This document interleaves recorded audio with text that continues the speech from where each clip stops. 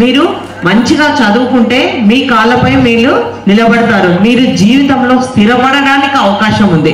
ముఖ్యంగా అమ్మాయిలు, మనకి ఈరోజు టెక్నాలజీ పెరిగింది, ఆ టెక్నాలజీని మనము మన తెలివిని కోసం ఉపయోగించుకోవాలి, కానీ పక్కదారుల కోసం ఉపయోగించుకోకూడదు.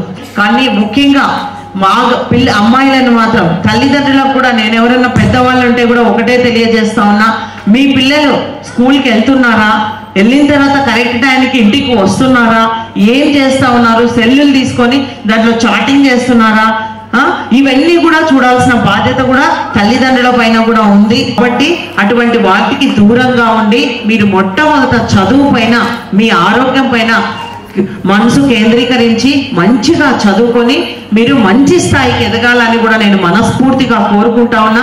మనకి ఇంకా ఏమైనా సమస్యలు ఉంటే కూడా వాటిని మాకు చెప్పండి, వాటి సమస్య పరిష్కారం కోసం కూడా మేము సాయశక్తిలా కృషి చేస్తాం.